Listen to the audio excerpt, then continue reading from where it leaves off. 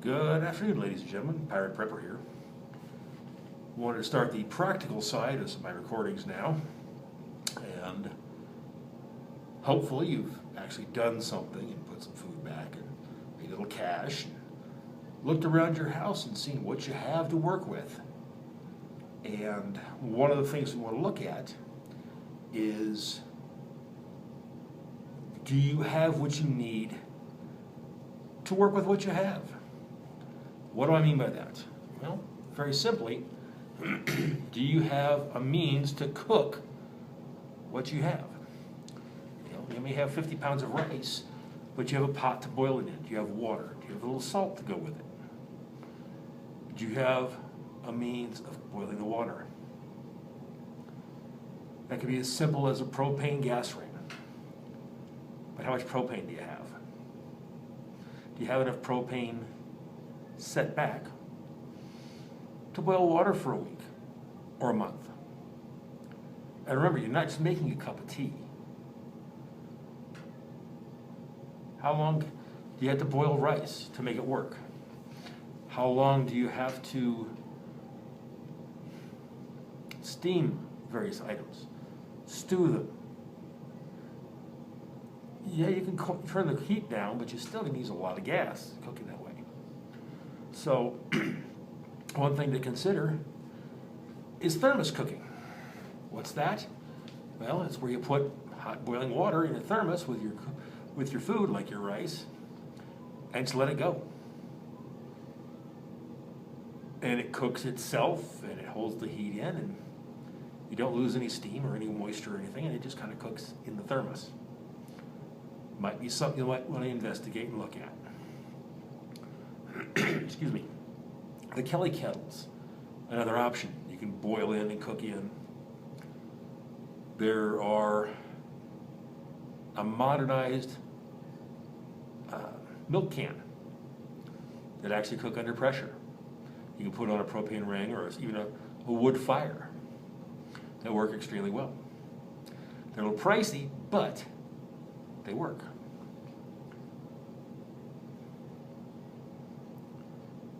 So if you've looked around and found, what tools do you need in your kitchen? Well, most people have have a decent set of knives. Now, the question is, decent or good? Now, a lot of people have, $3, $4, $5 paring knives. Not saying go buy a $30 paring knife, but if you only got one of the $4 paring knives, get a couple of them. Keep them sharp.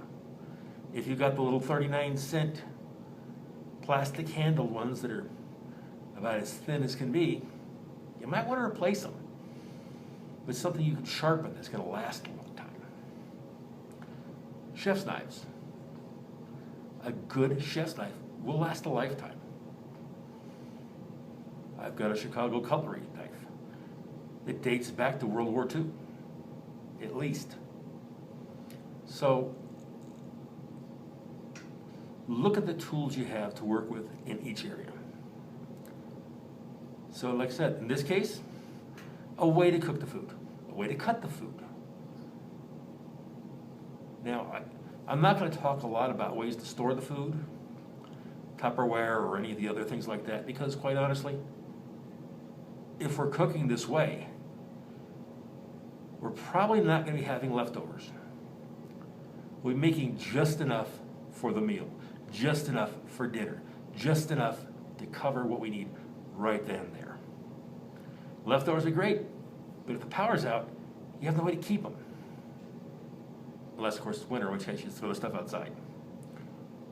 But without some means of refrigeration, freezing, drying, canning, whatever, you're not going to have a lot of leftovers to deal with properly.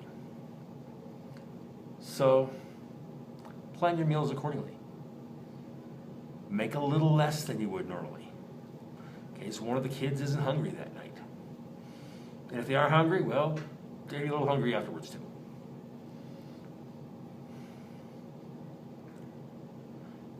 blankets, sleeping bags. If you've got camping gear, guess what? You've already got a good selection of what you're going to need. Sleeping bags especially. You can always use a heavier bag in warmer weather. Just unzip it, stick a leg out. If you've got 9,000 blankets, guess what? You're going to stay warm. All else fails, bring the dog in with you.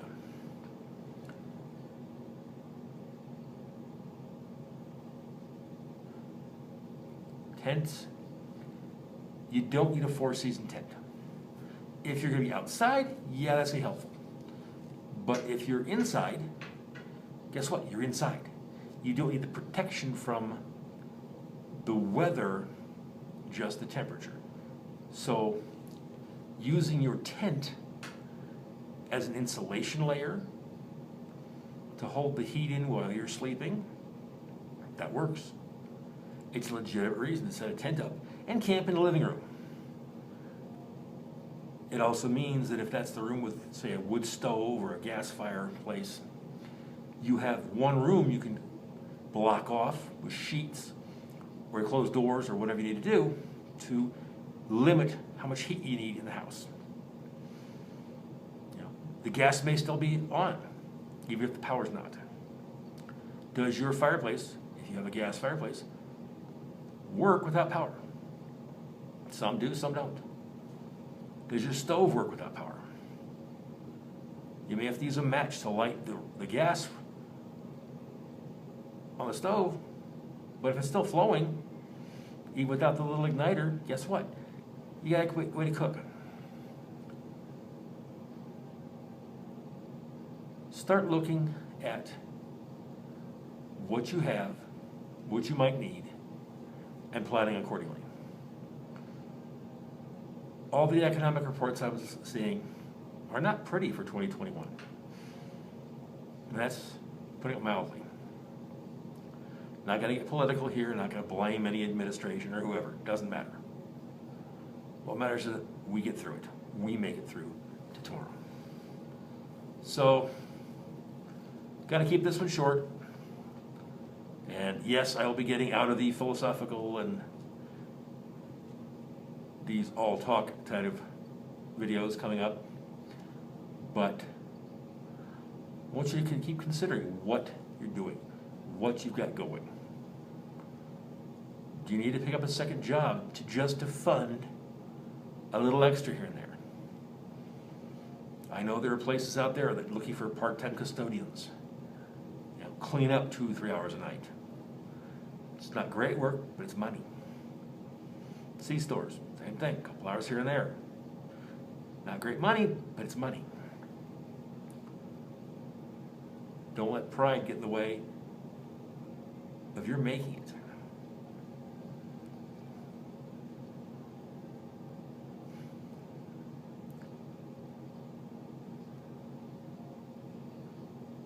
With what's going on in the country, people being stupid, to say the least, we have a lot of people doing very bad things to other people. What recently happened in San Francisco?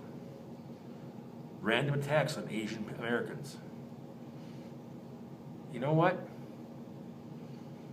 That can happen anywhere. Blaming them for the Wuhan flu doesn't matter. Who created it? It's here. We have to deal with it. We have to deal with these things. The problem is, we're putting blame on someone who didn't have anything to do with it. And if you're one of the people who's targeted, either by being Asian or conservative, pick a reason. Pick something that people don't like right now. What are you going to do to defend yourself? I'm not saying go buy a gun, but you may want to go buy a gun.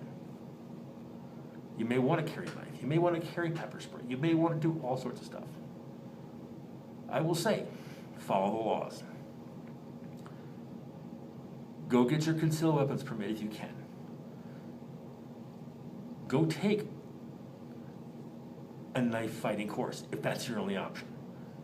If you can only carry pepper spray, get a couple cans of the inert version to practice with so you know what it's like, what it works like, how it sprays.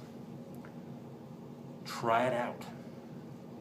Not on yourself, that hurts.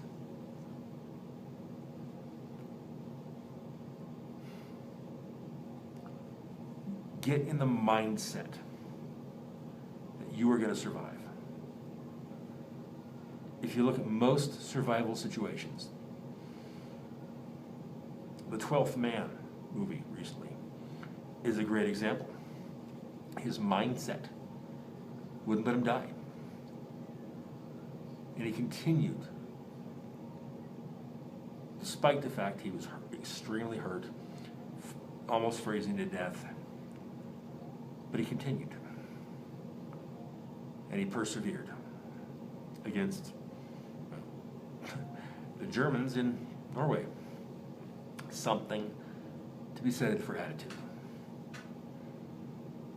Adjust yours.